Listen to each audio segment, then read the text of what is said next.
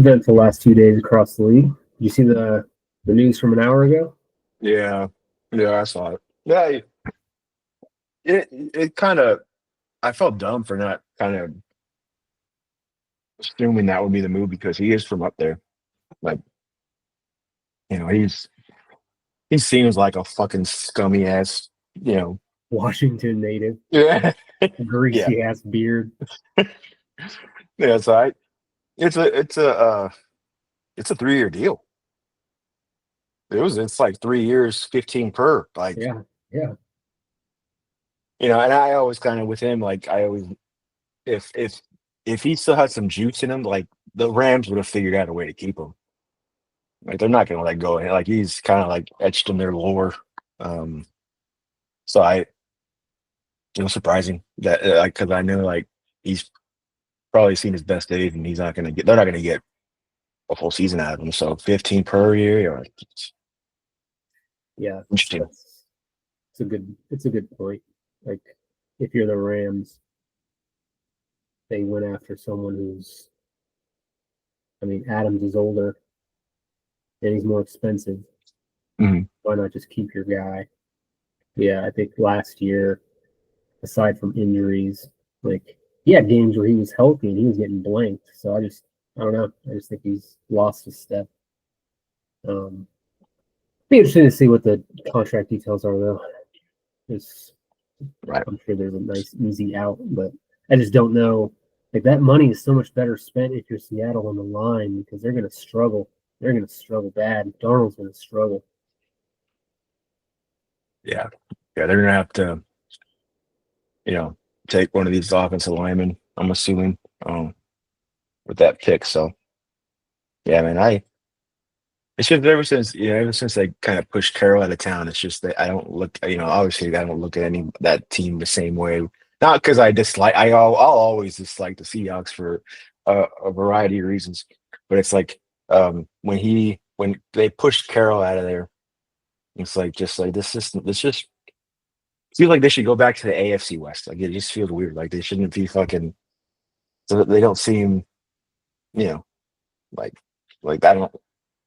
Yeah, I don't know. I don't know. It's just something's off with that fucking organization. I never thought they'd push Carroll out of town, but they did, and well, they'll hopefully they'll fuck up the draft, but they'll get an offensive lineman. They'll figure out the line to where you know they'll be on the younger side. So we'll see. I was surprised they moved on from both Gino and Metcalf. Um, Tearing down a little bit, but Yeah, fuck yeah, them. yeah. They're not.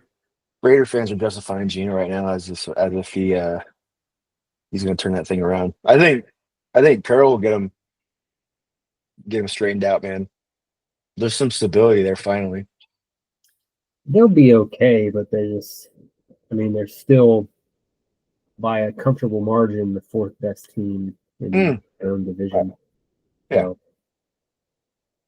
but I mean, man, I was thinking about it yesterday. I'm glad, the free agency, landings happened the way they did because I don't have a problem with, the Broncos, and I'll be excited to watch Greenlaw and Hufunga on that defense next year. That's going to be kind of It's fun. it's a legit defense, but they're not like on paper. I'd probably put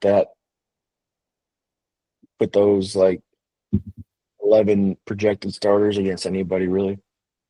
Um, so yeah, it'll be Greenlaw said his goodbyes. Like he took, I don't know, he'll probably put it on like fucking Instagram or something, but like he said all the right things, you know. So that one's the only one that kind of hurts. Um, I think I think you can make an argument where Fungo would have hurt too if he never had that, a couple of nagging injuries at the end because Fungo made a difference too. So yeah, it's a yeah, they're gonna be good. They're gonna be legit. I mean, now that everyone in that division is kind of smelling blood in the water with what happened in Kansas City, we're like, all right, like we're not looking at you the same way. So they're gonna Yeah, come after. They're gonna be on them.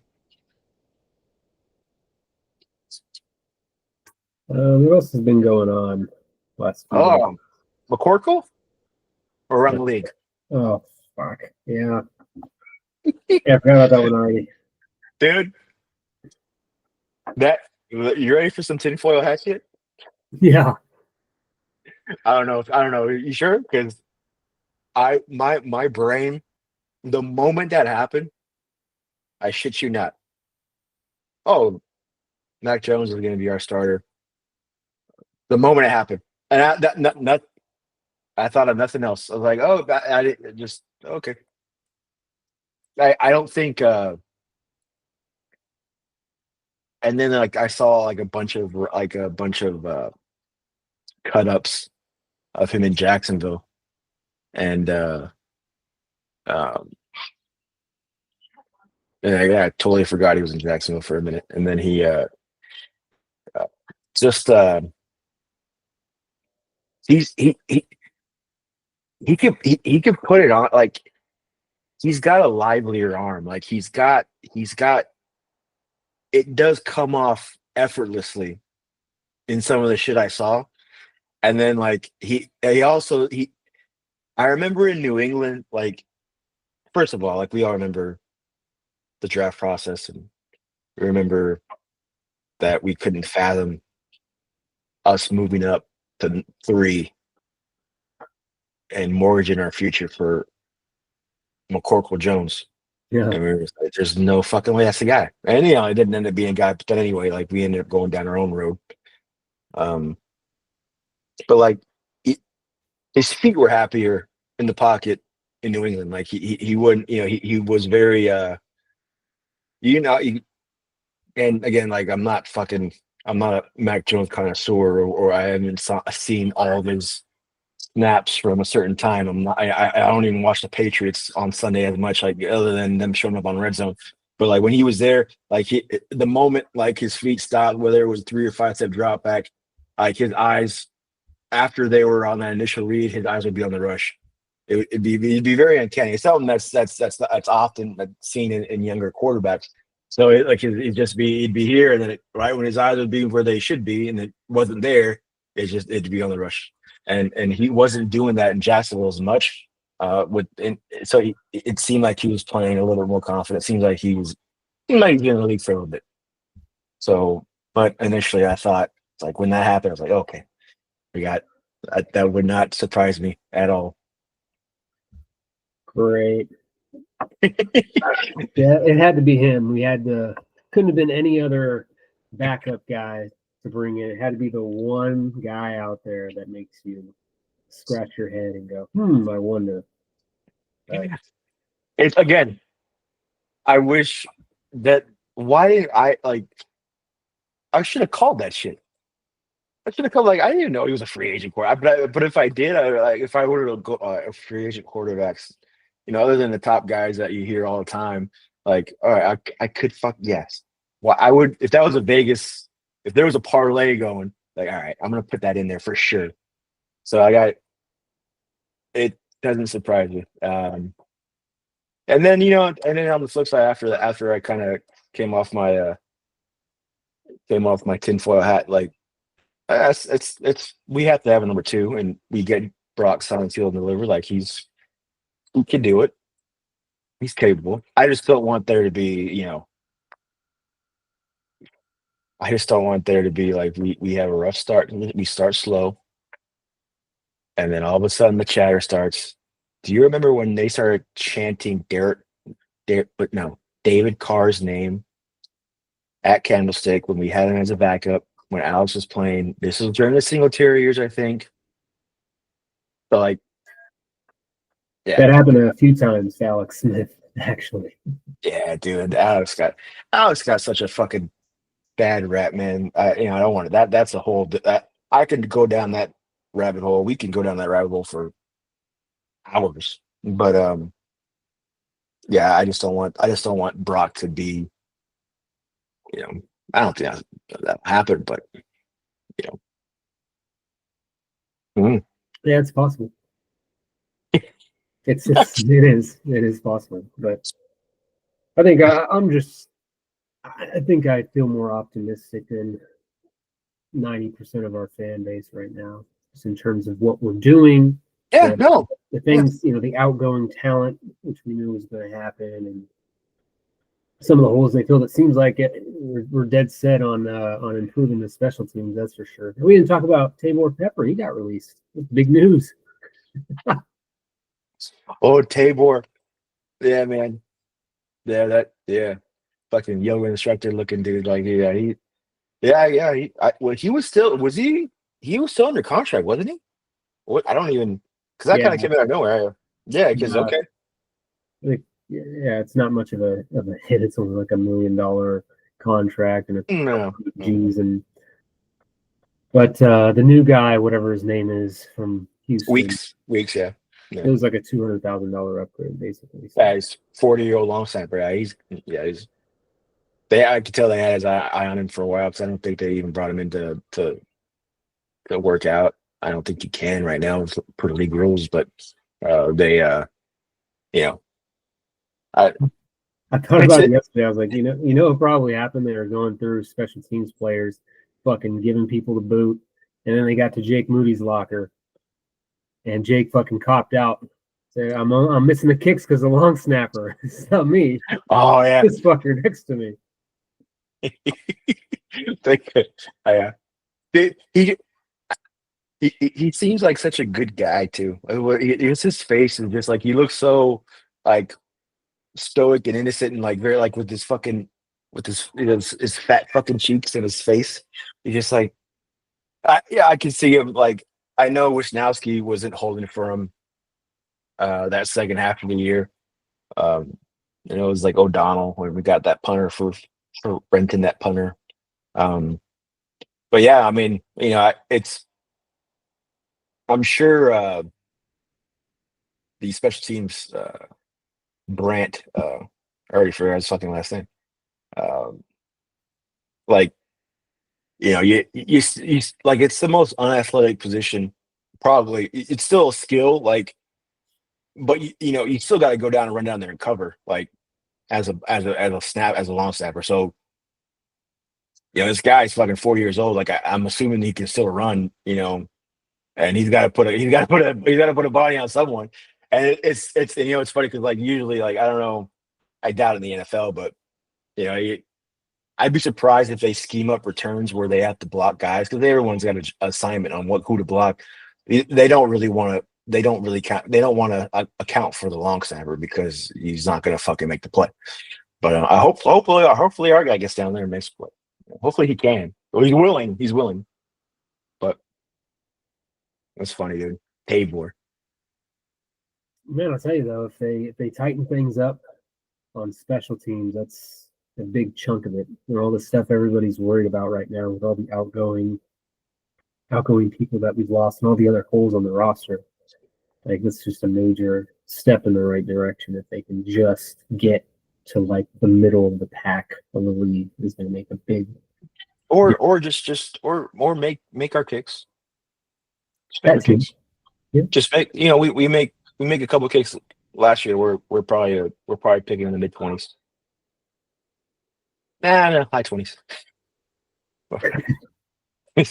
but no, yeah, I, that's why that's probably I'm so excited because of the staff that we have. A serious special teams dude that's gonna you know that's been doing that has had no real hiccups in his coaching career, like as far as where his unit ranks, and then Salahback and you know yeah, man, it's because I just got a text from another from another my dad texted me about the Niners not too long ago. One of my other amigos was like, "Dude, you believe this free agency shit?" Like, I actually tell so if a lot of people are wanting to sign a name, um, I like what we're doing so far. I like that the guys that have moved on are getting huge contracts. Some more deserving than others, but free agency is tough, man, because you're just gonna you never want to win free agency. I don't think anybody that's won free agency has done anything the year after. Last year, who was the winner of free agency? It was the Bears. So it was probably this. Yeah. Yeah, Okay. Okay. Well, and now this year, like they're still spending, but they're spending where they should be. Probably is on the last scrimmage, which was something that I never said about Chicago. Was like they want to go ahead and be skilled guys, and it's like, dude, like you guys can't win the line of scrimmage. You're not gonna fucking you know that's just the reality of any level of football. So we don't. I like where we're at. I like you know Cup to Seattle is kind of annoying because I was looking forward to not seeing him for 2 year two 2 games a year. Now is but they're overpaying him. I think I don't know the details like you mentioned. So yeah. I don't know that he'll stay healthy. Either way, he's really struggled. Um, yeah, I like the Demarcus Robinson. I don't know if we talked about that one before, but yeah, it happened. It happened. It broke. It broke when we had our last oh yeah, combo. Yeah, that was a good one. That was an interesting one. You know, a guy that kind of stepped up for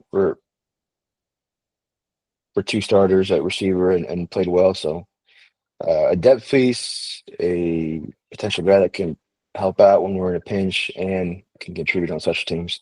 I think it checks all those boxes for Lynch. I know those are the guys he's looking for right now. Is the guy that can provide legitimate depth at a spot while being a contributor on special teams. 100%. Yeah. I think the only glaring thing for me right now is the defensive line and the decision to move on from Collins and Floyd. And when that happened, especially when Floyd got cut, I think the expectation was, oh, they're eyeballing somebody. So you're probably not going to cut him also and not have something in your back pocket. But I'm wondering what that's going to be. I don't at this point. It's not likely to be anybody substantial. Couple of depth signings, I guess, and they must just want to throw the kitchen sink at the draft. Is my assumption, but I think we're between the interior exterior defensive line and these linebacker spots. There's something left to be desired before draft day in terms of quality veteran presence at, at that level. It's concerning. Yeah, I mean, I don't think I'm trying to see if I can pull up you know these free agents that are anybody on the D line market. It helps that this is like the deepest draft from a defensive line standpoint in a long time. I can't remember a draft where a lot of guys, you know, where you can grab a guy in the third or fourth and still be, he could turn into a real good player.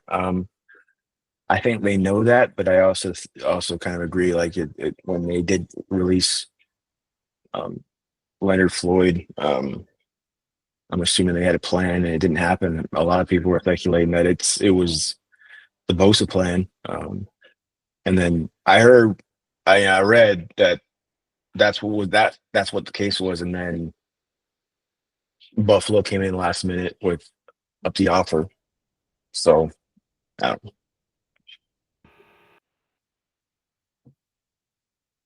Well, hopefully not.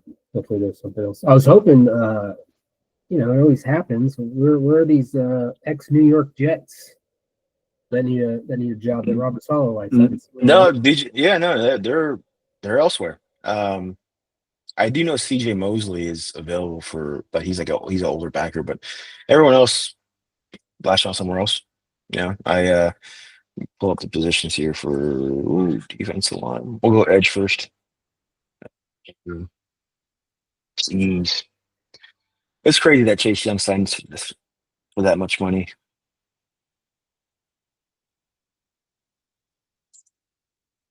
Um, well, these guys are all signed though. Yeah, there's not going to be available. Von Miller, Matt Judon, Preston Smith, Zadarius Smith, Charles Omenihu, Marcus Walker from Chicago, Jerome Baker, uh, Brandon Graham, Cleveland Farrell, familiar names, Emmanuel Ogba. These are all, defensive ends and outside linebackers and certain things. Contavious Street, remember that name? Yeah. Aziz Ojolari was a decent one. Um, yeah, man. Even the top dudes like, obviously Vaughn, he's year 14. Matt Judon, year 9. Preston Smith is 9. Darius Smith is 10. I don't know what Preston Smith looked like in Pittsburgh, but he played well in Green Bay when they made that trade. Charles Menahue can still play. He was previously signed for $8 million with Kansas City. I mean, that's Eddie, guys. Defensive line though is where, let's see. Raekwon Davis, Foley, Fatukasi, John Kaminsky. Oh, I remember Kaminsky in Detroit. He's more of a defensive end. Where's the fucking D tackle? Uh, Not a lot, dude. Jonathan Hankins. Uh, Maurice Hurst. We had him for a little bit. Feel like, I mean, the the I think there's like a negotiation period of like if like it can go kind of stale. Like I think now they can, like, if players are still available, like now they can kind of maybe not have as much leverage in negotiating as far as that the number that they want. I don't know. Maybe it's like after a period of time, like, all right, well, I'm not getting any interest on the market for my services. Now it's like, okay, well, what if, my agency or my representatives don't have that number that we wanted, we're not going to get. So now what? Like, all right, well, you know, Johnny Lynch calling, getting discounted guys. Yeah, it sounds like Maybe it might be the kind of. strategy, considering all the cuts we've made. I keep hearing the rumblings that it's not a cap issue, it's a cash issue, and that our Mm, our owner just ran out mm. of money. I don't know. Well, he, he wants a little bit of he wants a bit more ROI, Something. I don't know. but it it's well, I mean, we kind of like, we're gonna bargain bin shop for these dudes that are gonna be depth pieces. Well, we bargain bin shop last the off season, which is kind of what was kind of the writing on the wall for us. We got him like Mike Collins, Jordan Elliott, fucking, we bought those guys like what, well into the free agency period, you know, knowing that we didn't have Armstead, knowing that we didn't have we had Hargrave. I guess that's kind of even more of a, I don't know, like we're really banging on the block to really get a dude. So this tells you like what we're not Or going to move two, back. Yeah, we're not going to three. move like he needs to be a dude. Like he needs to be a impact guy right now. And does that put pressure on the guy, on the kid some more? Does that, does that kind of, hopefully he's got the wherewithal mentally to be like, yeah, I mean, you're not asked to come and save the organization, but dude, if you don't play well, like, and we blow this somebody to pick up, that's gonna suck. Yeah. I'm going to say it now. The magic number between, because obviously we have holes in um, on the offensive line as well. But I think the magic number of those 11 draft picks is six. Six Mm-hmm. offensive and defensive linemen in this draft. Mm-hmm. Just throw the fucking sink at it. Just throw the sink at it. All the guys you like that are available when it's your time to pick, you take them. Yeah. You just build it. Look at Yeah. what the Eagles had, or they have had for the last several years that they've been competing. There's just an endless supply of good defensive linemen. Obviously, they have great offensive linemen as well, but just on the defensive side, just keep throwing bodies at it. We saw the Rams last year do kind of the same thing. Dude, the Rams fucking nailed it, dude, with Verse and Fisk. You know, nailed it. As much as I hate to, I mean, it. Yeah, yeah, I mean, I don't. 6 is a good number. I think we still got cornerstone pieces. We still got guys that can help us win a lot of games. So this last year's, you know, Pooney keeps getting better up front, and it just makes me nitpick now. Like last year, I wish we had a defensive lineman kind of show up on the draft that but we didn't really. Um, well, so we paid for it. Yeah.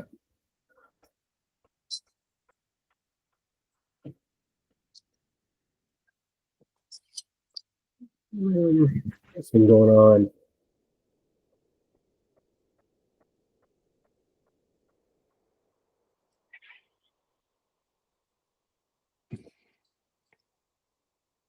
Yeah, the right price, man.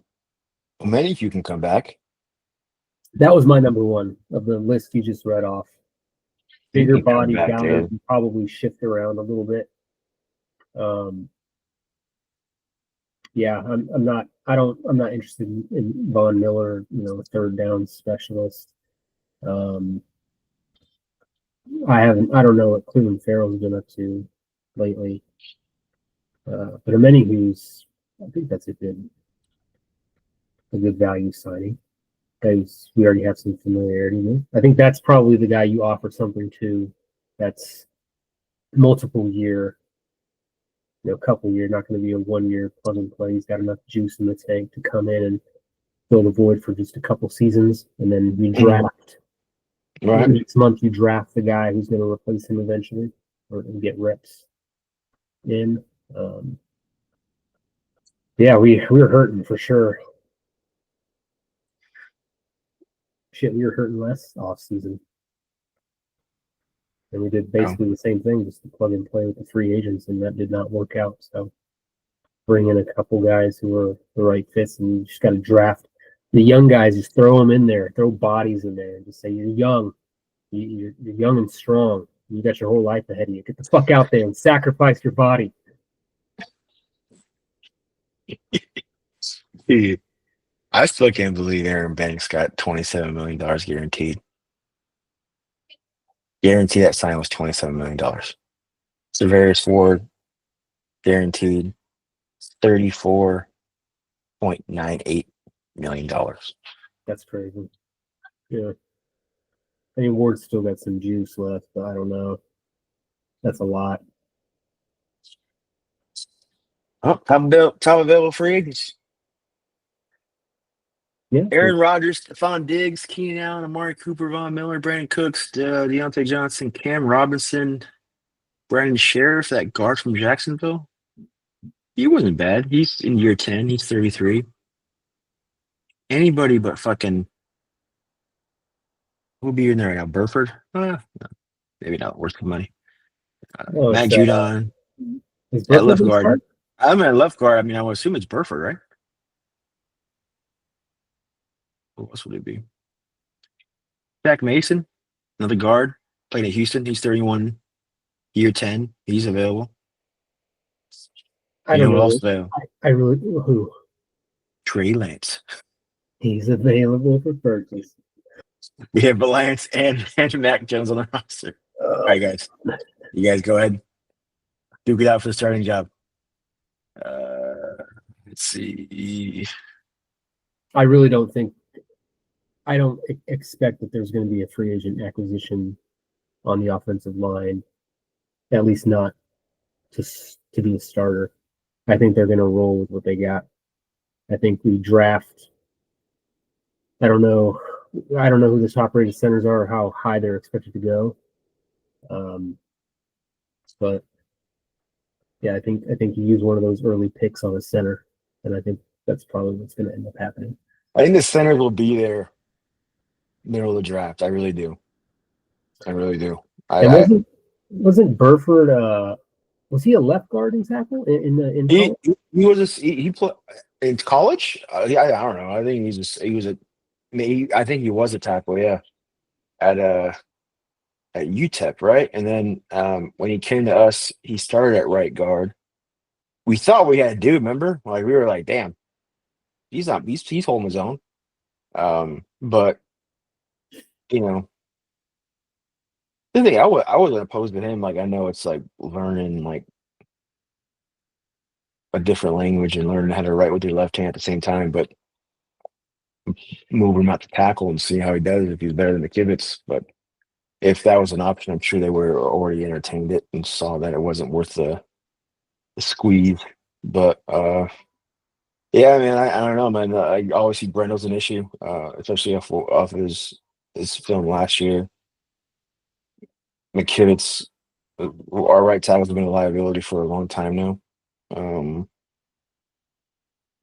I think I think Kyle just like if you have the measurables to play that position and you can your prototype is between 6'1" to 6'4", and you move well in space as an offensive lineman.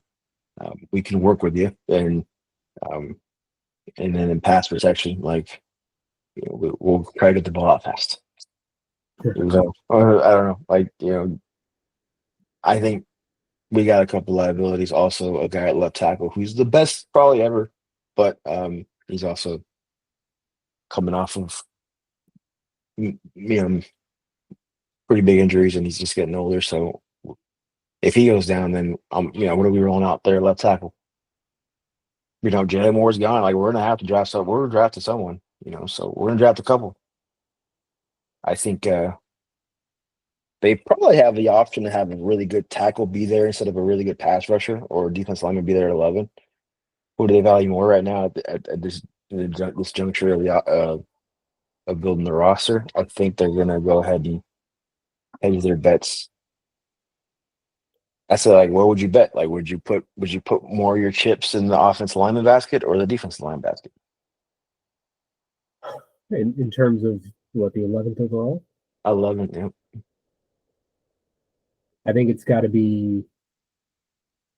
It could be either, but it has to be something that has to get addressed now for defense. That's any position, but on offense right now, it's not. It's not a left tackle. I don't want to draft somebody, and I don't think it's the strategy to draft somebody 11th overall who's going to be a rotational player who gets some reps, but ultimately waits in the wings until Trent retires. We don't have that luxury right now.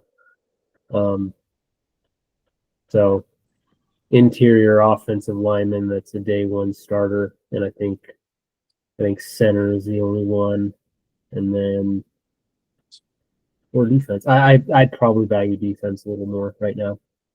I think if you didn't change anything on the offense and we rolled out with those 5 offensive linemen and the skill players we have right now, minus Brandon Ayuk,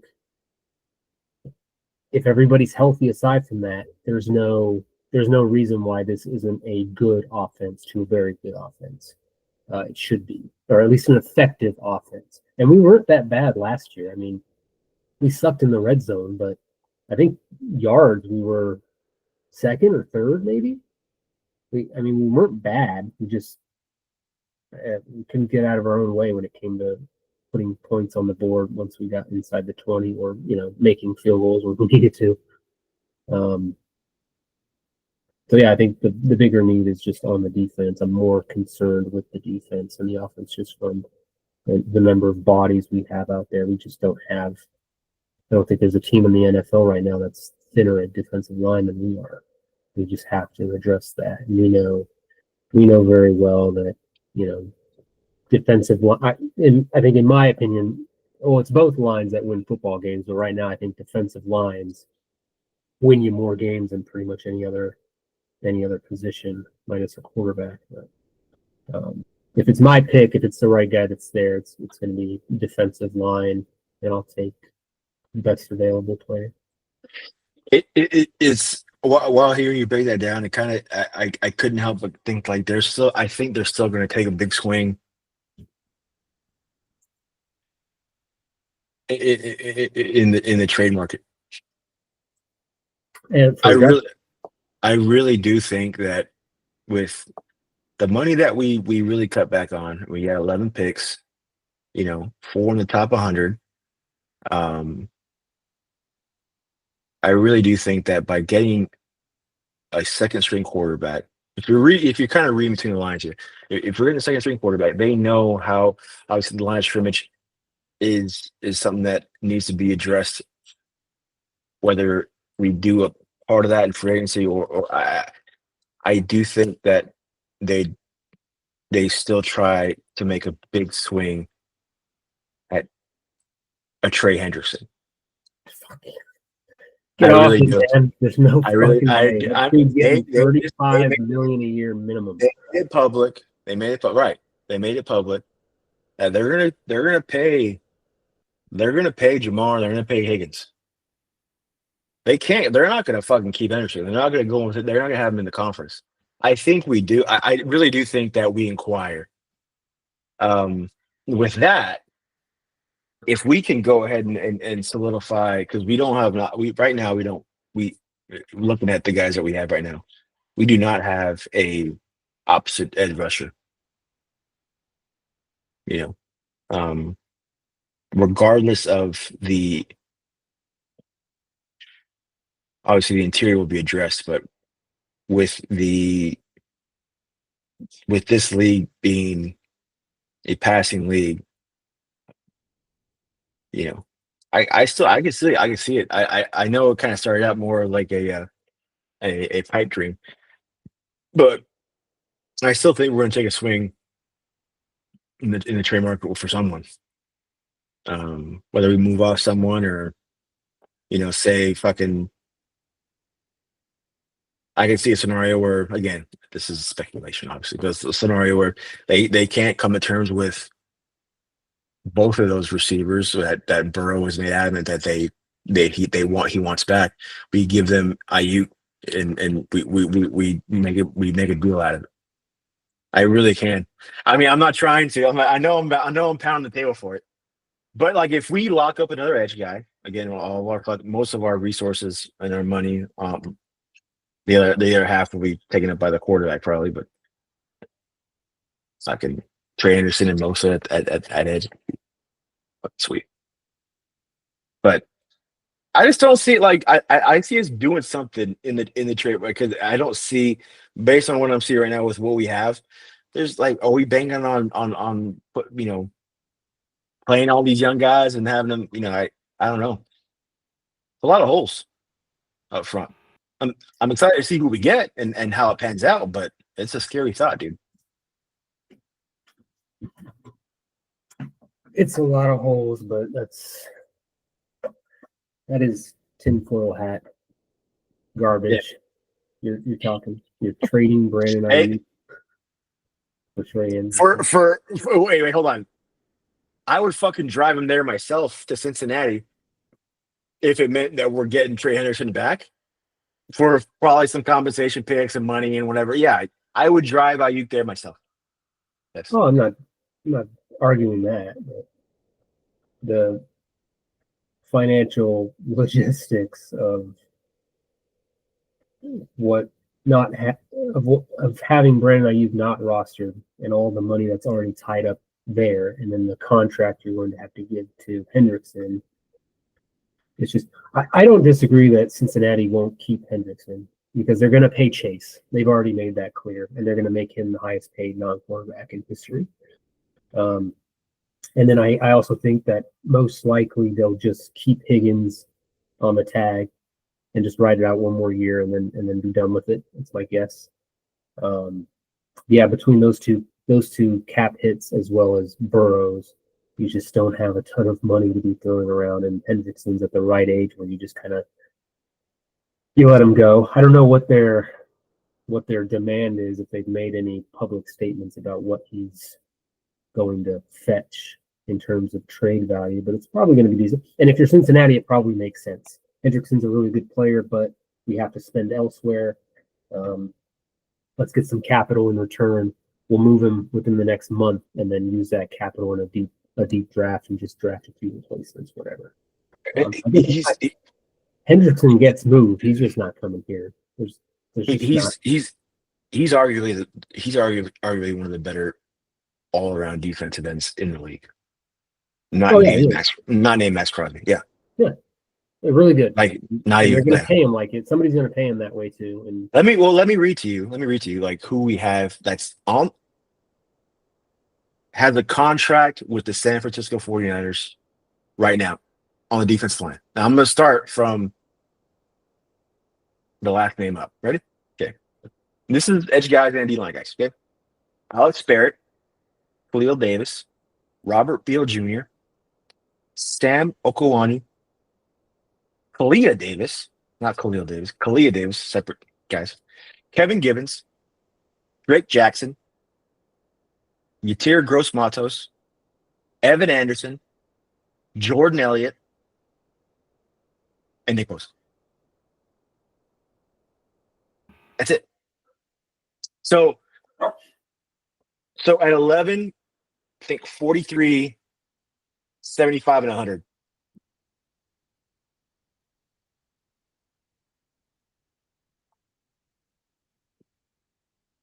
We take a defensive lineman at 11, and we take a defensive lineman at 43. Do we take one at 75? Like, depending on who they like, but it's like it's seeing that, like, it's like there's no way, like, we have to be we're not going to be very active in free agency, but I think we're still trying to finagle a way to get a guy. And I know that they have, like, remember when Lynch, when we got O'Menahue from Houston, like, who the fuck is Charles O'Menahue? Like, why are we trading for him? Like, but they saw something, and whether it's an up and coming guy like that's more in the O'Menahue category, or a big name guy that they, um, I don't think it's going to be it's I don't think if we're serious about competing this year, which obviously we are, but we can't roll out those guys and a couple guys that just came out of college, um, and be taken seriously when we're trying to, so yeah, I mean, that's even more so than the offensive line, really, because the offensive line, like you mentioned, like they'll roll that out there, and I don't think it's that's scary in itself too, because after those five guys, you know, not a lot to work with. So I don't think I think we'll make a move. I would put my bets on we're making a move. For who, I don't know. But we're gonna bring someone else in here. If we have to give up a next year's third or fourth or shit, man, we're gonna bring someone else in, because there's no way. There's no way, especially after the Floyd and Malik Collins shit. Well, that's what doesn't make sense to me, is that if your plan is just to trade draft capital to get a temporary solution on your defensive line, you already had two pieces that you purposefully walked away from. It doesn't make sense. I don't know what the strategy is here. The Leonard Floyd thing, especially, maybe just not living up quite to the contract value. I don't know. It's tough to say right now, but I do agree that it can't be solved through the draft. It'll supplement for sure, but the between free agency and then possibly even a trade, it's so odd. If I could just snap my fingers right now and add two names to that list you just read off, and those two names are Malik Collins and Leonard Floyd, all of a sudden we're in better shape. And now we supplement through the draft. But it's a little confusing. Where are we going? Because yes, this is now a gaping hole that has to get addressed, and I don't necessarily know how we're going to do it. Exactly, and that was those are two cuts. Like, I don't even know if we saved that much money on him either. Like it was. I don't know if there was. If we're are we doing it for financial reasons, or are we doing it because you know we didn't like the return on investment? Well, why is it both? Uh, I know Malik Khan's kind of I know he watching him, and he was kind of uh, he wasn't a well-rounded player. Like he was, I remember he was better. He was better rushing the passer probably than against the run. Like he got moved around a lot against runs, but like Leonard Floyd's kind of the same guy. I don't think Leonard Floyd at his age now is a three down defensive end that you kind of want to have. So I can see them just not being. But but again, like you mentioned, like it would look better. Having said that, it would still look a lot better than what we have now. Like we can work through it and work with it and then draft a couple dudes that. But right now, like it's just like we don't have anybody inside that can play Sunday against an opposing team. Yeah, We don't have anybody like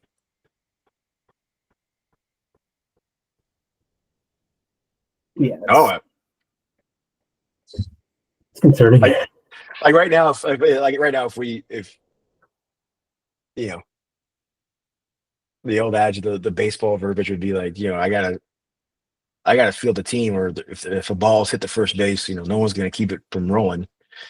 If we No one's gonna be there inside. Stop anything. We're gonna play with 9 guys, essentially. Well, Kevin Givens. Sorry, disrespect to Kevin Givens because Kevin Givens has put in a lot of time with us. Kevin Givens is the guy that's kind of underrated. You know, Jordan Elliott. It'd be Bosa. It'd be Bosa, Elliott, Givens, and Matos. Yeah. So you're telling me with those 4 guys projected starters, you're telling me that we're just gonna draft guys? No, there will be another acquisition. I just That's what I'm saying. If if we are no, there's a well, big no, no, there's a no. big gap Wait, between another wait, sure, acquisition and sure, sure. trading for But him. if they're doing their due diligence, their plan financially, logistically, for the near and far future, right? Scenario A, B, C, D, E. Scenario A has got to be fucking like it's got to be right. I bet you. And if that did, I really hope, dude. If that happens, I'll be unbearable. If that happens, Oh, I It know. would um, yeah, yeah, yeah. And then looking elsewhere, like obviously on defense, that's where it starts. But at linebacker too, like we're gonna need some help there too. That's why it's like if you say like, all right, we're gonna have to, which we will, lean on the draft but we need another backer. We need another safety, arguably. So all 3 levels need something. So Yeah, it's like, you know,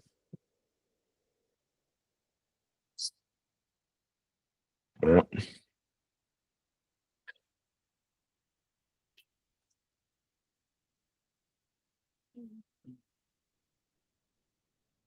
and we can do all this and afford Trey Hendrickson while starting McCorkle. So it's a win-win. Dude, what if Shanahan makes McCorkle work, dude? What if we're in the playoffs? We're in the playoff. Mac Jones has started a playoff game. What if we're in the playoffs and McCorkle's our guy, dude? I mean, we're working with a quarterback that's on a 2-year deal, cheap.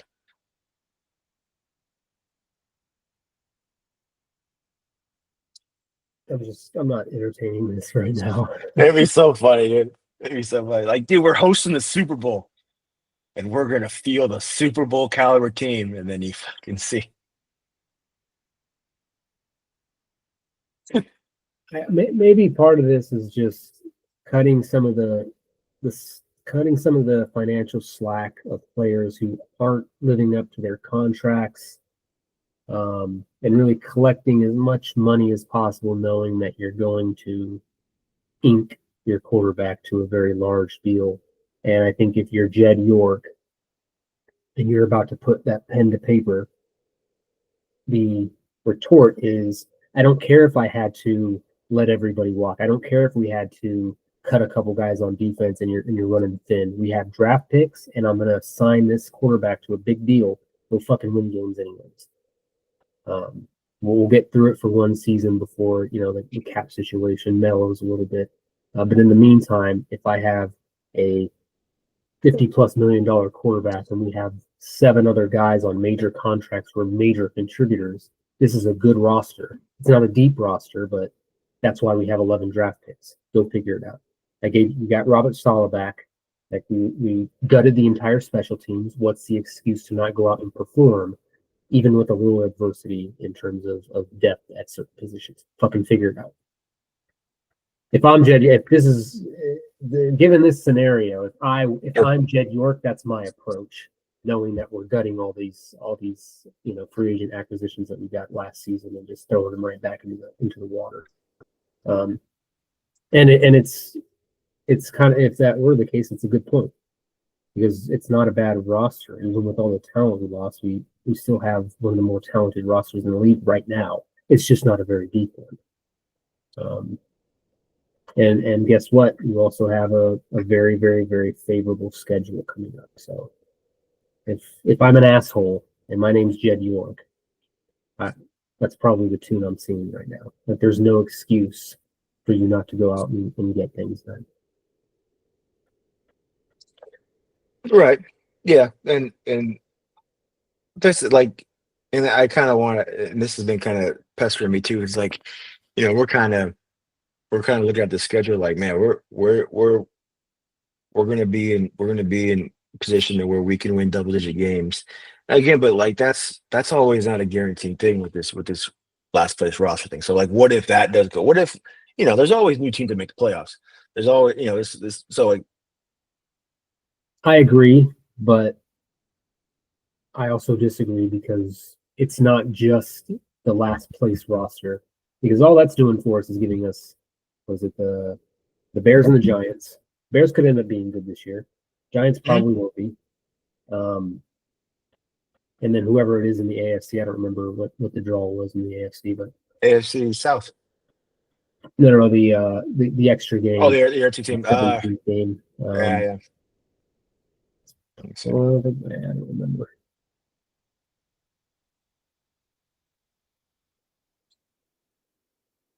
Got you.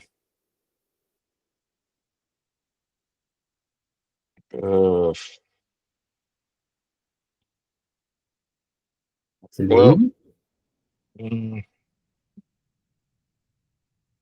let's see. Home, Carolina, Jacksonville, Tennessee, Chicago. Could be an away game.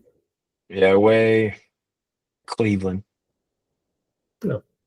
Cleveland, Houston, Indianapolis, New Orleans, New York, and Tampa Bay. Okay. So like, those are favorable, and those are, at least the Cleveland and the Giants game should be favorable. But outside of that, that's the only deal with the last place schedule. It's just 3 games. But the fact that we also, on top of having a last place schedule for those 3 games, we drew the AFC South and the NFC South, which are the 2 weakest divisions in football.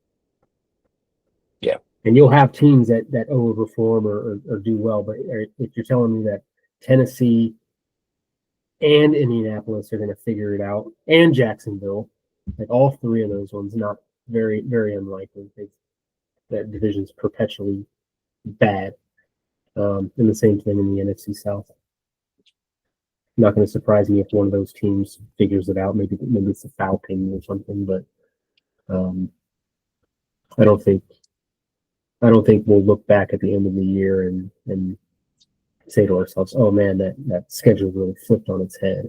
Obviously, teams overperform or turn their stuff around, but this should be a good schedule. I can't imagine us being strength of schedule by end of season being outside of the top 10 in terms of favorability. Gotta win games, man. Oh, we gotta start fast. Something that we haven't really done. I like us to start fast. I like us to kind of, in those games, whether we we're favored or not, like to figure out those one score games early to kind of get a callus for that. And I think that'll be a good indicator for the rest of the year, barring any horrific injury. But if I like to see us do that and early on, if we can do that, I imagine that obviously the schedule's not out yet, but it comes out shortly after the draft, so it's coming sooner rather than later. But if we could just whatever team we field, however many rookies we're starting with the second year guys that we're starting, we just figure it out in September.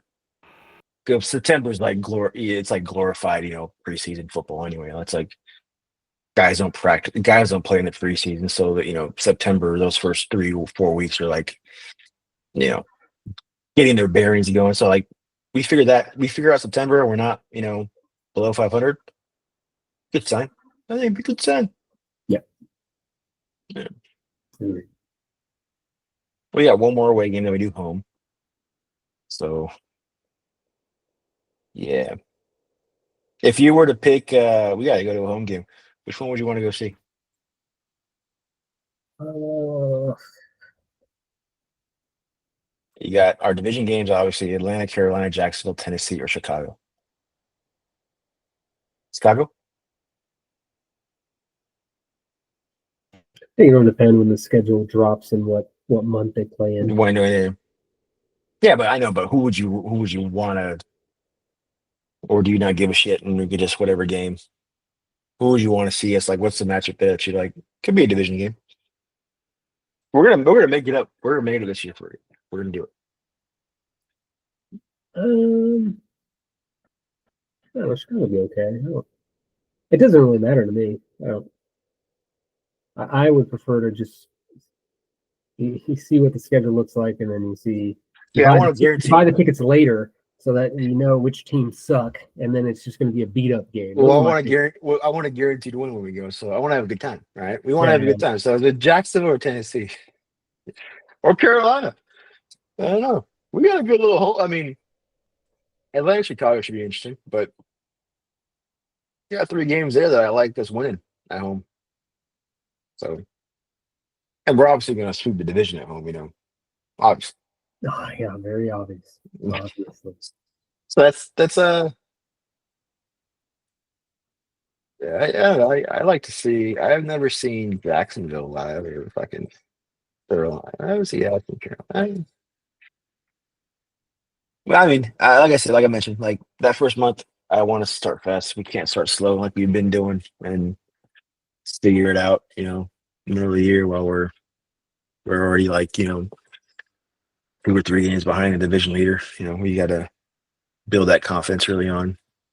And I think we got a good. It reminds me a lot of that 2019 season where we started really, obviously like 7-0, and it just it was obviously a bunch of shit coming together to make it work, but you can tell each week like they're like, we're the team that we have and who we're playing with, like we're very, we can be very, very good. And um I think with this reset of the team, I'm hoping it goes down that trajectory where we're like, oh dude, like we're all right, dude, we can fucking do this. Like we're a good team. We're a good team, and um we still have a bunch of guys that are in that leadership role that can can really guide us in the right direction.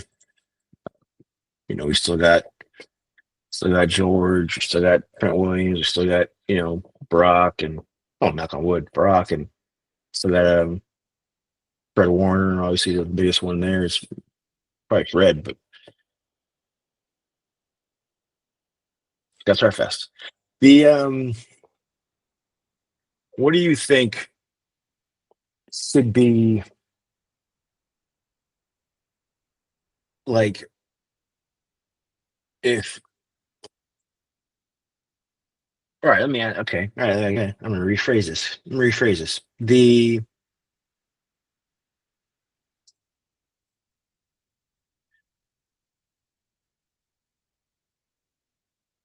what do you think realistically? we get Ayuk back. When? Yeah. Oh, man, we need an update on him and his progress. Um,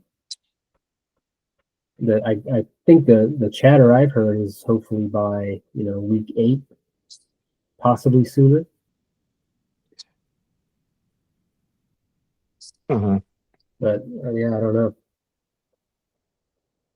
I think I've defaulted to just assuming he's going to be out about half the season and that he's going to be ramped up and ready to really contribute as a starter by probably late November. Hmm. I think that's about as realistic as you can hope for, and that's assuming that his recovery is going to go well and that he's going to be give or take the same player he was before. Yeah, I just kept thinking about when he, when that all that shit happened with his contract and how he came back and he missed camp and he just looked like he looked like shit. It's just, now he's gonna come back and miss another camp and be rehabbing possibly still at camp. So it's another thing, like you can honestly say that each level of the defense needs someone drafted. Each level of the offense needs probably someone drafted. Other than maybe tight end, maybe, maybe. But it's like, dude, like we haven't. I mean, last year's draft class, jury's still going to be out, obviously, but it looks like we got a lot of, a lot of dudes. But before that, like we're not pulling down 4, 5, 6 guys, legit dudes, NFL dudes. No, not at all.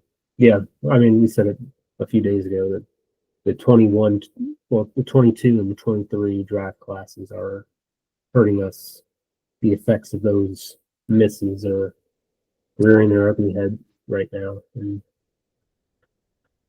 he's no good. I would love to get an update on Drake Jackson.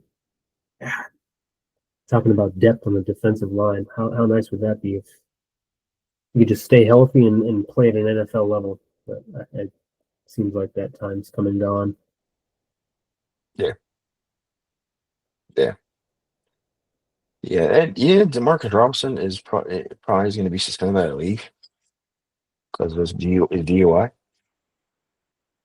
Jesus. For what? For a DUI? I think so. I think it's a DUI. And I just remember that because the Bills just signed a couple guys, Yeah, I saw that. Larry Ogunjobi and Michael Hoyt, that are going to be 6 games for PEDs. It's like are we not doing our homework on these guys, dude? Like, I Dude, guess they might.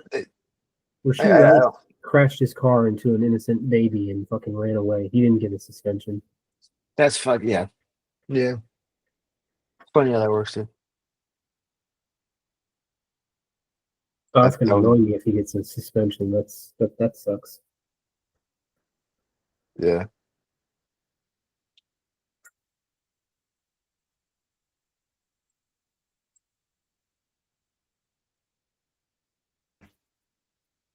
Hey, let me take a whiz and then we can do some trivia. Yeah, I got the Gotcha. book.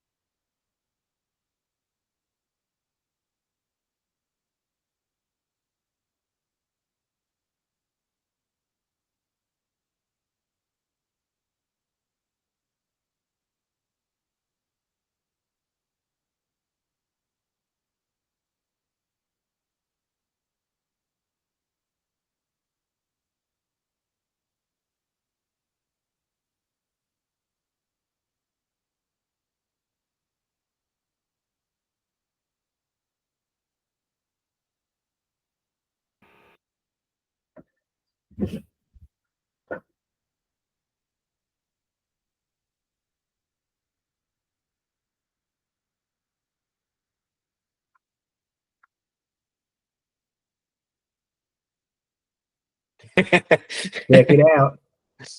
There it is, dude. All right, man.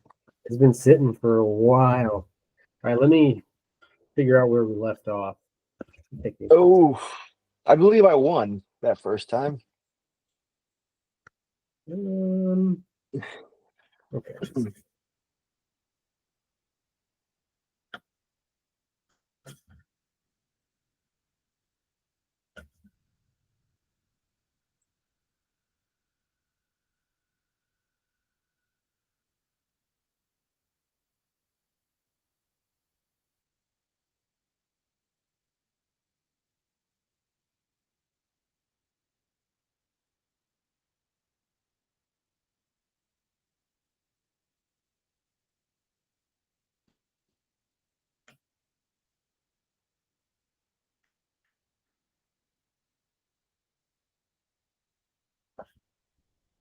All right. Here's how we'll do this.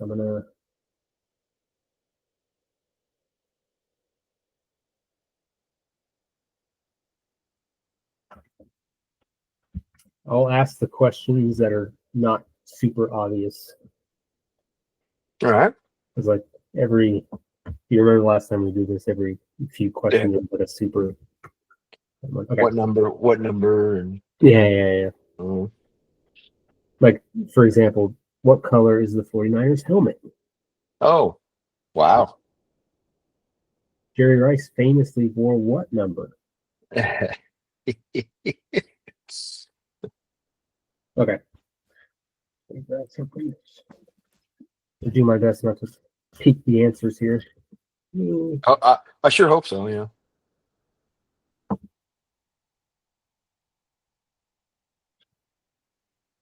Okay.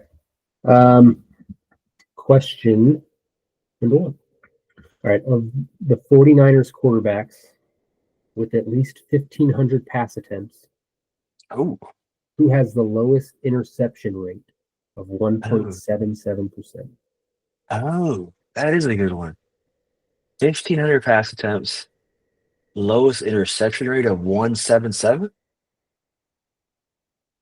And it's wow, that's not multiple choice either. That is tough. 1,500 pass attempts. All right, so uh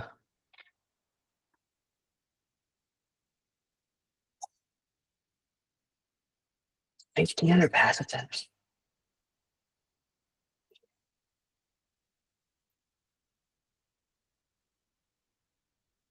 That's a lot. That's a lot of attempts, right? How many attempts is that over a couple years, right? That's It's a few years, 3 seasons, maybe 4.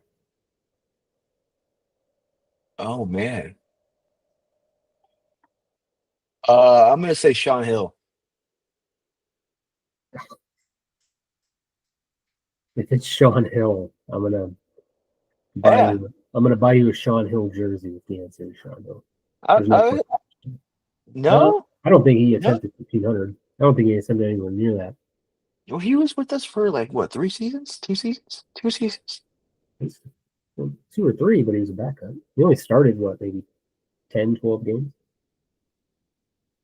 No, he started. He started. Okay, well, now you got me thinking more. What the fuck? 1.0. Okay. It can't be Sean. Okay, I remember these answers were pretty like there were some complex questions, but the answers were pretty like there were household names, so it can't be Sean Hill. Nah, it's what Steve? Steve? Sir, Steve. Yeah, I would guess Steve Young. Yeah. What is The answer is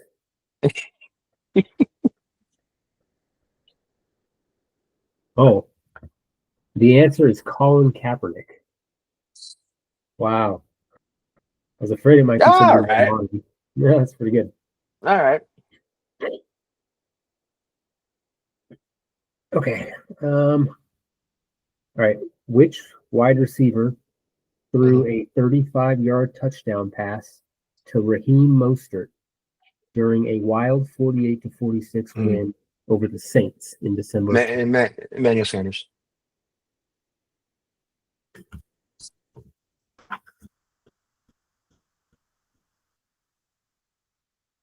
Correct. It's a good question. Those are pretty recent. This goes up to like 2020, I think. Yeah, it's good. Yeah.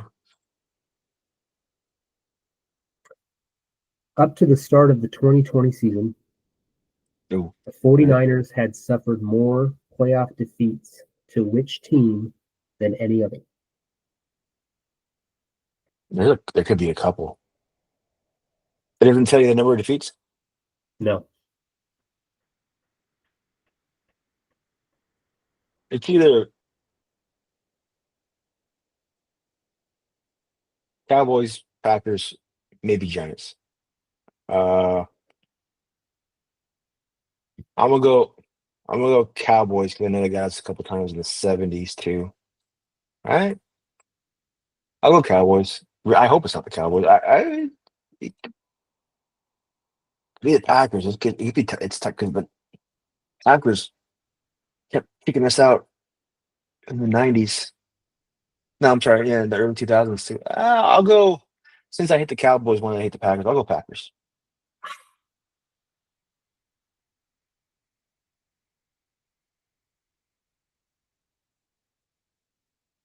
I can think of, oh man.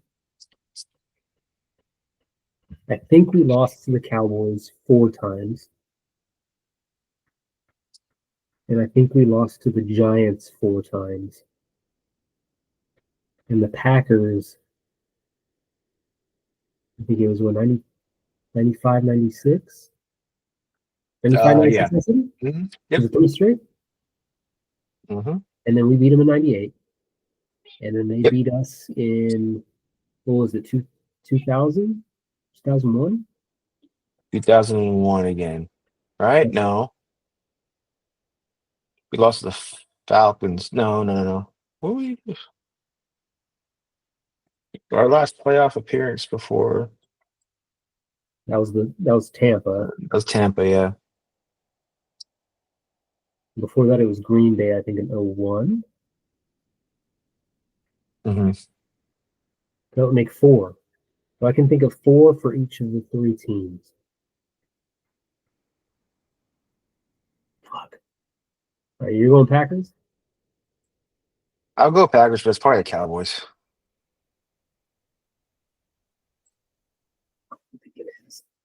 All right, you're gonna go. I'm gonna go Giants. Ooh, I feel like there's an extra giant one in there somewhere. I just can't think of it. got the close. So maybe I'm just missing a Packer one from the late 90s. 95, 96, 97, and like 2001. That sounds right. We It's haven't a lost Cowboy. any. It's the Cowboys. The Cowboys, it was back-to-back games in the 70s, and then the back-to-back championship games. I can't think of the fifth one. All right, let's see. This was question number 8. It's Dallas.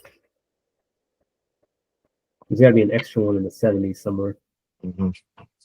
Yeah, they got a couple of 70s. Yeah. Go ahead and then a third one. Fuck. I look that up. That's gonna annoy me.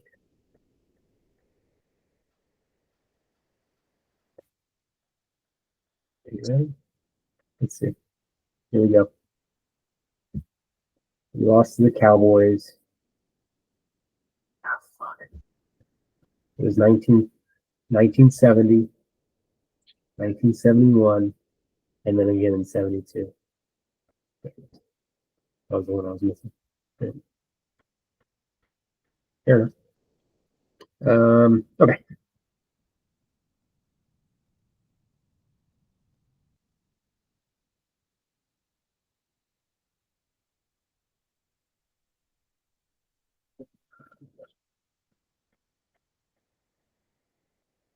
This is, I don't know what this is.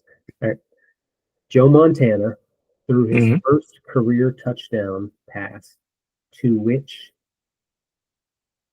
I can't even say the fucking word. alliteratively named tight end. What? Joe Montana threw his first career touchdown pass to which alliteratively named tight end? I don't even know what that means.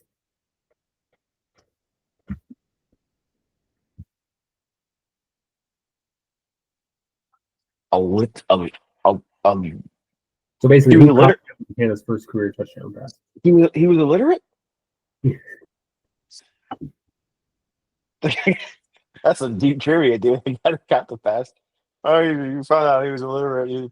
Maybe a little on the spectrum. Played tight end back then. Um, yeah, dude. There's no fucking way. I mean, it's gonna be it.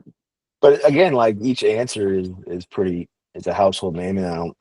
Who was a household name in like 1979 that played tight end for the 49ers? I'm gonna defer to you on this one. I have no idea. I have no clue. I'm gonna guess. I'm gonna read this name. And I'm not gonna recognize it. First touchdown pass. That should be a known by someone. Bob Brewer. Yeah. Ooh. Bob Brewer. Now we know. Now we know. Now we know. We know. We also know that Mr. Brewer, if he's still with us, is an illiterate. All right. Jerry Rice threw one touchdown pass in his career. Who Okay. caught that 41-yard score against Atlanta in 1995? Oh, that's good. Threw one against Atlanta 95. Who caught it? Wait, hold on. Did it say it doesn't say what position it was that caught it?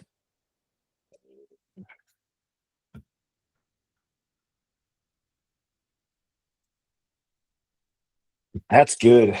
That's I you know what's funny? I would have probably seen me through more than one, maybe like two or three.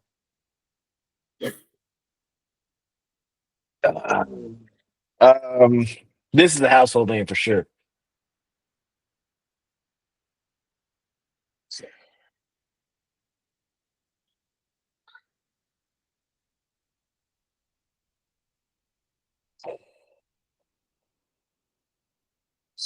95 Falcons. If we're talking about the 95 team and who else was playing on that offense? 95, John Taylor wasn't there anymore, I don't think. John Taylor was like he was a low end guy on the last Super Bowl team, right? Yeah, I remember him wearing the alternate uniforms. He was But he there. wasn't. Yeah, he wasn't like he wasn't like a big time contributor. Uh, hold on, hold on. Repeat the question one more time. Was it was a? Go ahead. Jerry Rice threw one touchdown pass in his career. Who caught that 41-yard score against Atlanta in 1995?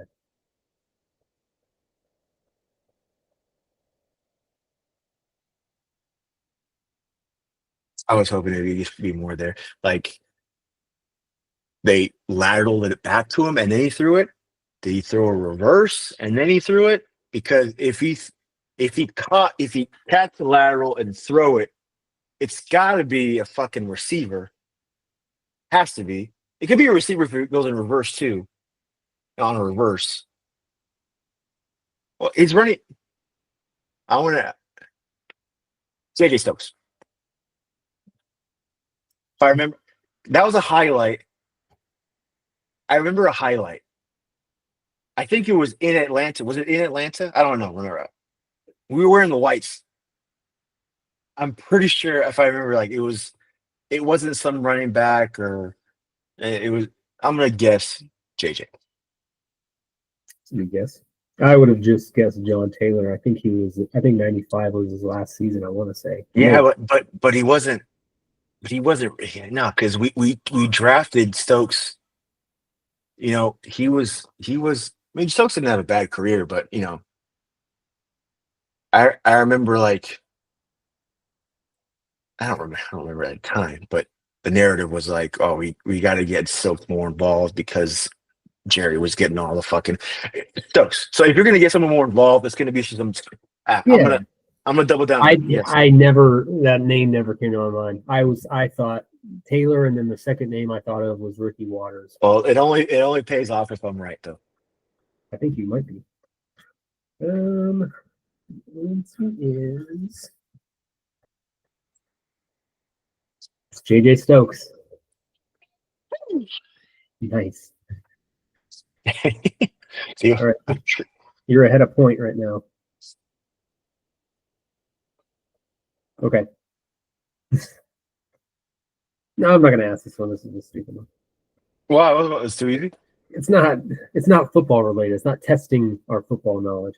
Which former 49ers running back has the Twitter handle El Guapo? I'm ashamed I know this. You know I'm it. ash- I know it. I'm not giving you credit for this shit. This is No, no. useless information. Well, it is. Oh, I'm pretty sure it's Carlos Hyde.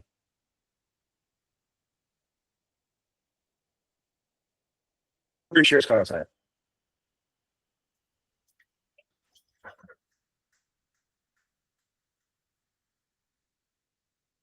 It is, but that's not a That football should be question, so that should be count. That should be counted. it's not counted. Um,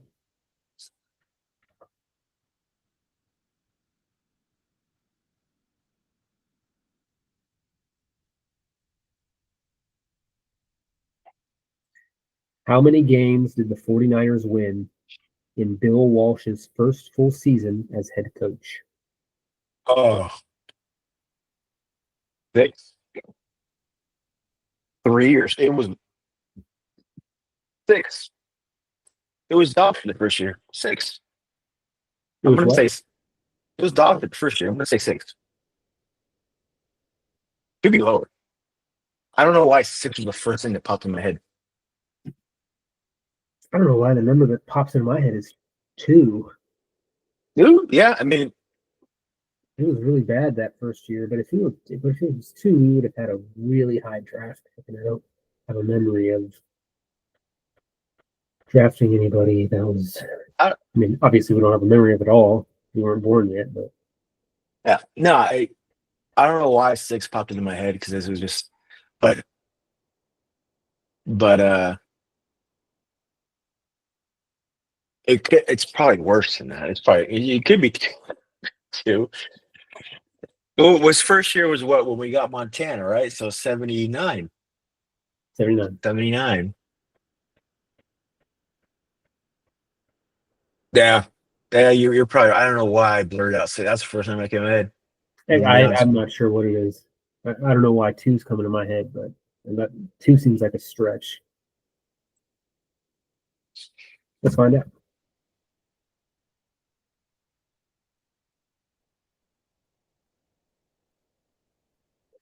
It's 2. Get look. Oh, see, 2 wins. You see, because you saw that stat somewhere, like you remember that number. It was in your brain. When it It comes was in there. numbers like that, yeah. So it was I 2 and 14 and 79, and then in 1980 it was 6 and 10. see, why? But maybe because it was 1980. Yeah. All right. I'll put my chin there. All right. Cool. It means we're tied. You're not getting the El Wapo credit? No. No. Yes. No. All right.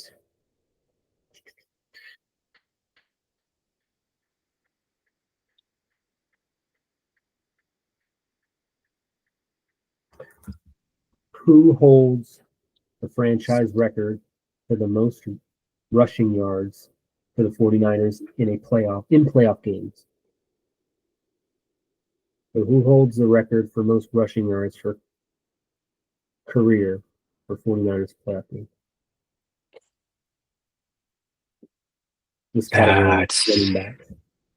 that's a Roger Craig. That's a Roger Hall of Famer. Roger Craig could be.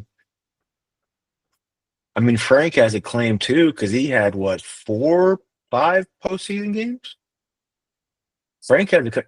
That's a real. That's a good. That's a very basic but very good question because. Oh man! All right, I want you to give me your final answer first before I fucking give you all this ammo right here. Um,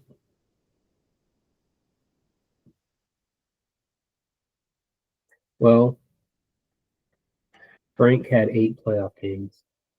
Roger Craig won 3 Super Bowls, so that's at least 9.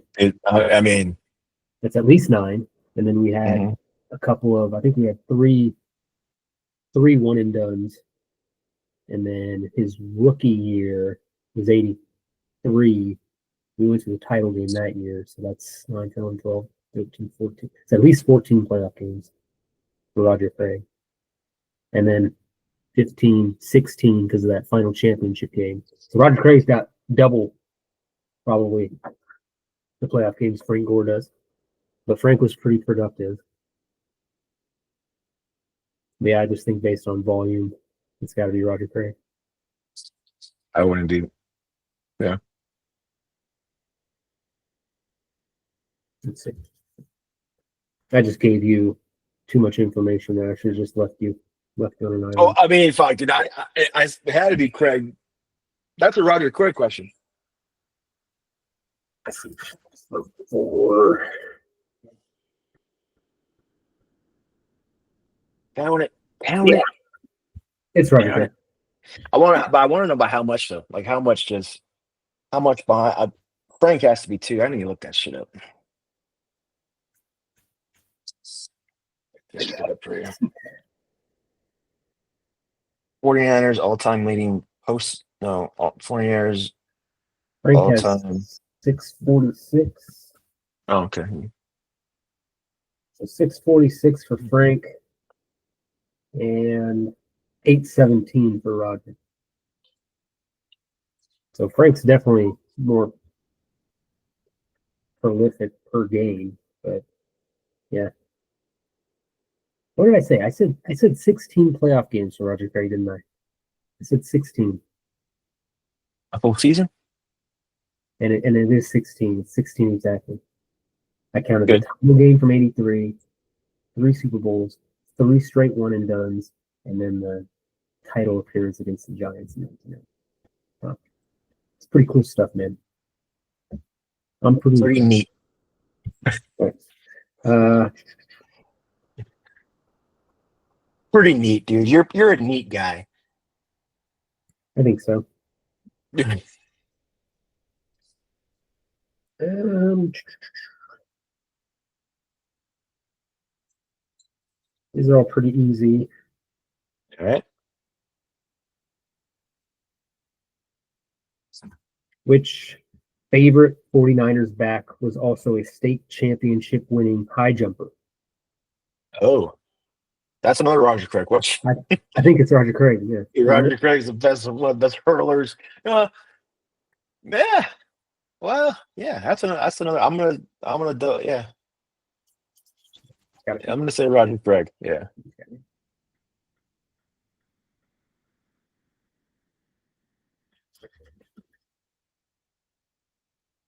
What? The answer is Tom Rathman, Whoa! a state championship winning high jumper. Whoa! That is a cool little piece of Tom Rathman. He technically was a back. Yeah, yeah, yeah. Especially in that offense second. Yeah, yeah. Okay. All right. All right. Well, there's got to be like multiple questions that have the same answer though, right? As far as like Jerry or Steve, maybe it doesn't. Maybe there's only one Roger Craig answer. Maybe there's only Yeah. one, right? Yeah. I mean, Okay. Craig All came right. into my mind immediately. So, Uh, who was the last running back selected by the 49ers in the first round of the NFL draft?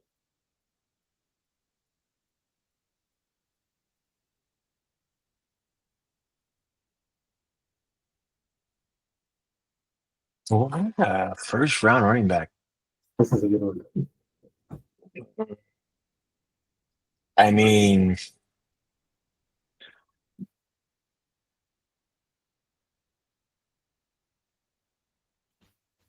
that's not.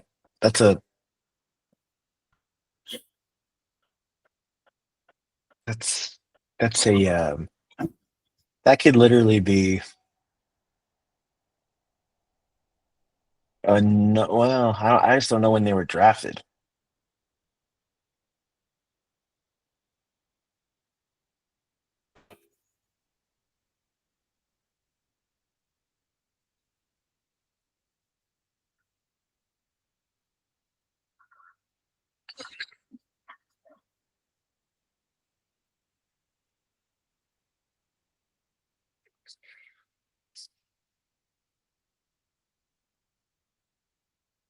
Can't be a household name. Can't be. Hmm. I don't know the answer to this. Mine's gonna have to be a guess. Because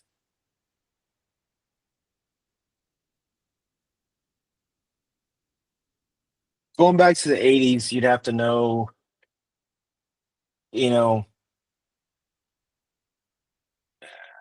I mean,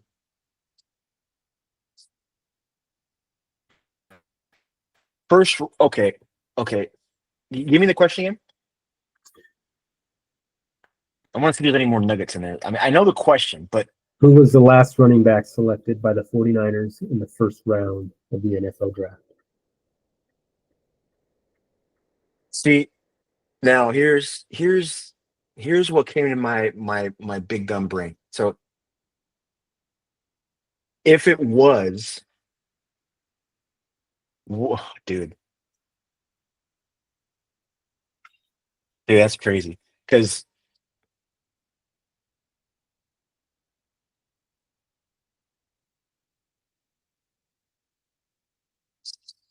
wish this was multiple choice.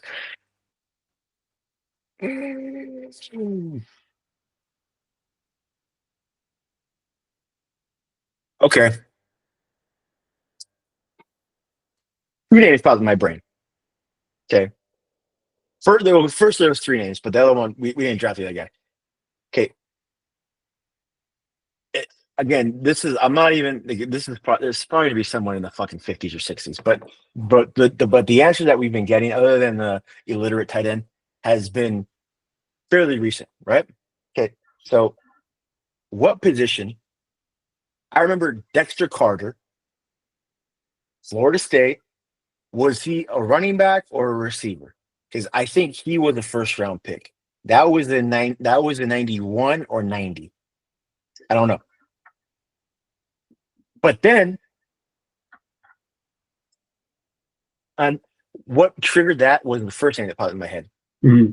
Because he's another Noel, William Floyd. But I don't think he was a first round pick. In that draft, we got fucking the myth, the legend in Brian Young. So I don't know. I'm gonna say Dexter Carter.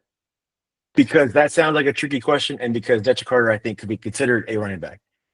I'm gonna because that question really narrows it down to a couple. There's no way they're gonna add. It's gonna be an answer from the 50s or 60s. There's no way but it's in that window of the late 80s to early 90s, and then who was it like? So I'm gonna say, even though, all right, no wait, okay, okay. There's a sign why you asked this question because I just fucking found an eBay William Floyd jersey that I just got. Okay, it's a ragtag one. I'm gonna fucking say William Floyd. William Floyd is awesome. So I'm gonna say William Floyd because Dexter Carter didn't have as much of an impact as William Floyd, and William Floyd would be more of a household name to the trivia question. I'm gonna say William Floyd. Second So cup of coffee's kicking in. I would not have. I don't. Dexter Carter was a first round pick, and it was from like 1990 or 91. Yes. And I think I'm not 100% sure, but the first name that came to mind, or the one that I settled on, was Floyd, because I thought we had two first round picks in that draft. Yes, young and right, through it. I right. think he was a first round pick. That counts. That has to be Floyd then. But then the other thing that creeps in my head was which round the year prior did we draft Ricky Waters? Was he? Oh, Ricky Waters wasn't He was our he first round. wasn't a first. We didn't draft him. He came from the Eagles. Oh, he was with the Eagles first. Oh shit! Yeah, Mm-hmm. you're right. Yeah. Wait, did Yeah, he? so we claim him, but he got drafted by the Eagles. Wait, did he go? Wait, maybe, He was with the Eagles later. or was he with Seattle first? Oh, he was with us, you asshole. We We drafted drafted him. him in 1992, but in the second round. Okay. Wow. Okay. How long did he stay? How long did he stay in Philly after he won with us? Wait, that's I want. That's a good one. That's a good name to look up right there. 3 years with us, 3 years with the Eagles, 4 years with the Seahawks. Okay. Well, we still claim him because he won one with us, but I didn't draft him, so I guess we kind of still claim Ricky Waters. Yes. We should. We should. We should. Uh, okay. So, what's your Yeah, answer? my guess. Is My guess was William Floyd.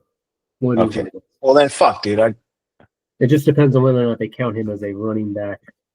Yeah, they If would. Rathman counts. Yes, exactly. And we just got a Rathman question. Yeah. I'm gonna go William Floyd. I'm not gonna let you win at me here. I'm not gonna defer and take Carter. No, Floyd.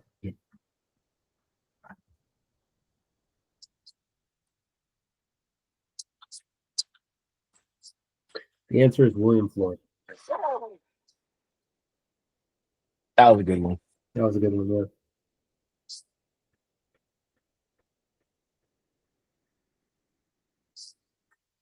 Um,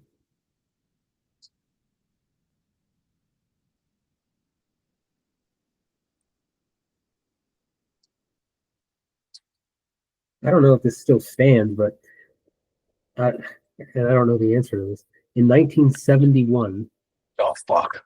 All who right. set the franchise record for the most rushing yards by a 49ers rookie?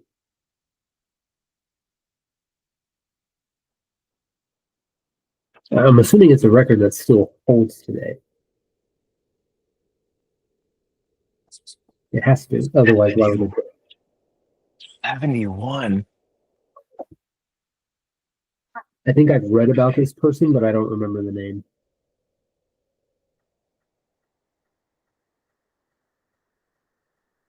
It's some person that's on our like all-time scrimmage yards list that I have no idea who it is. And so I think I looked them up one time, but I can't remember the name. It's one of those forgotten. Played on the John Brody teams, and then we were just obscure for the entire decade. So their career went twice, but I don't know the name. Rookie? Rookie, 1971.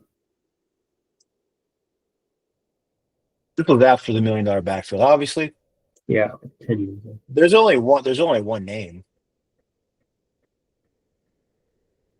And I don't know it.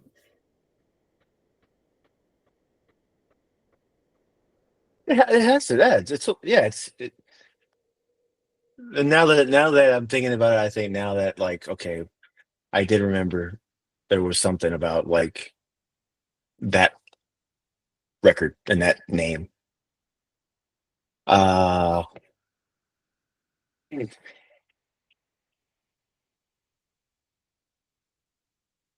Ken Willard. Ken Willard is the name. A lot of useless information in my head. Okay, all right. But Niner trivia is not considered useless. I want that. I want that on record. Yeah, if it's it's the Brody, it's the Gene Washington, it's Ken Willard. Fucking Dick Nolan is the coach. Has to be Ken Willard. The answer is Vic Washington. He rushed Okay. for 811 yards in the rookie season. Okay, so really? Vic. Okay, that's a good that's a name I never. So okay, because Willard wasn't even. I think Willard that he Willard was wasn't a rookie. drafted in '65, Oh, and he probably owned the record before because he had 778 as rookie. oh, okay, all right, It's a good guess. rookie. Yeah, damn it. Vic Washington. Vic Washington. All right, fair enough. Who's am I still winning? Yeah, you're up one, right? Yeah. Good, that's good. I'm a neat guy too, Chris. Right? Whose 36 rushing attempts Uh, against Dallas on September 24th, 2000 are the most by a 49ers back in a single game? what year? September 24th, 2000. Oh, okay, that narrows it down. 30, 36? 36. Charlie? Charlie, right? It has to be. I love that guy. I love watching that guy play. Yeah. Charlie Gannon.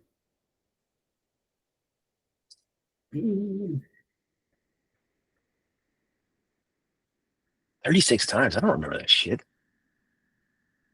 Okay. This is an outdated question, but I'll ask it anyways. Outdated as in Okay. So what? Christian McCaffrey won the rushing title in 2023, right? Yeah. So this is dated a few years before that. Who is the only 49ers running back besides Christian McCaffrey to have won the NFL rushing title?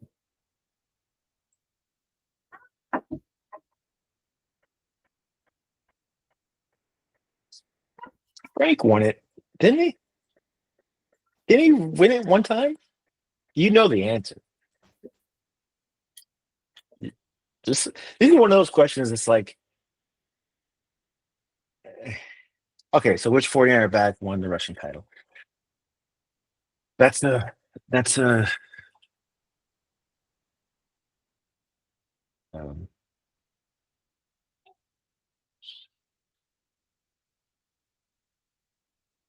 mm, yeah, I'm gonna say Frank.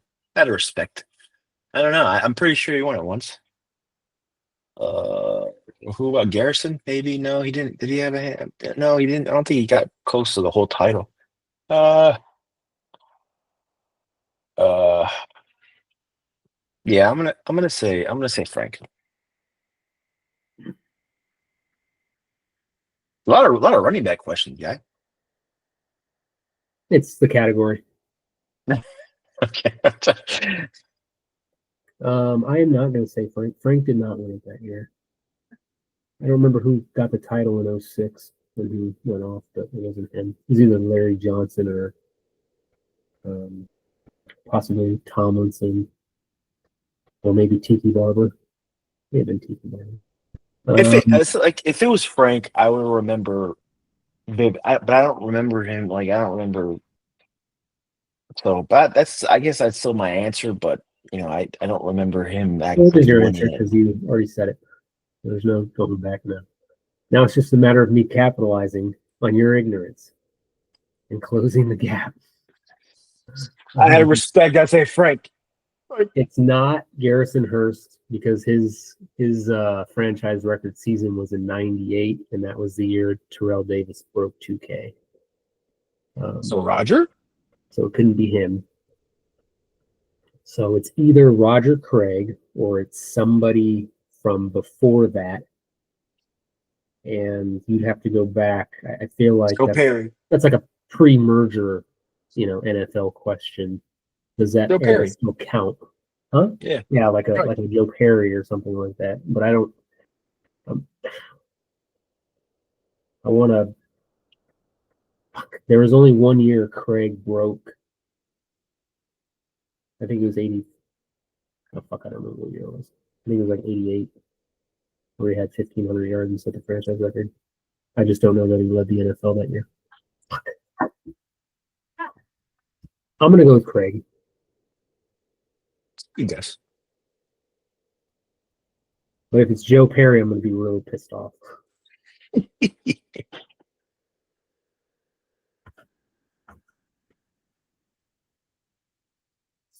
Joe Perry. Oh, it's so annoying. Dave. All right, Weird my Super Bowl era. little one's knocking down the door. So we're tied, right?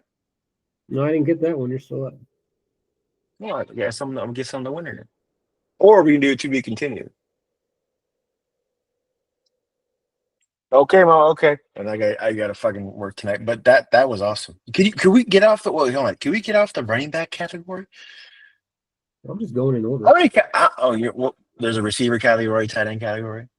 There's a different chapters. It rotates, but it's each positional group, and then there's That's the one off Amazon, right? Like you can look it up. It's on Amazon. Yeah. Okay. Let's have potluck, which is just everything. Special teams, 1981 world champions, 84, 88. So all the world champion. Oh, dude, that's fucking awesome. Yeah. All right, we got that. That one's gonna be tough. 84 would be a little bit better, easier than 81, but obviously we're 90s babies or 80s babies, late 80s babies. So. Yeah. That was awesome. We'll do to be continued. I win, just for the record. I want to make sure that's I also kind of for all of Chris's answers, I really did lay the groundwork for him to answer. I just want I'm gonna let you just answer. A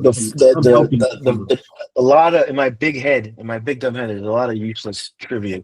Niners shit is not useless, so I got that down. But I wish I did get the Joe Perry one now that I think about it.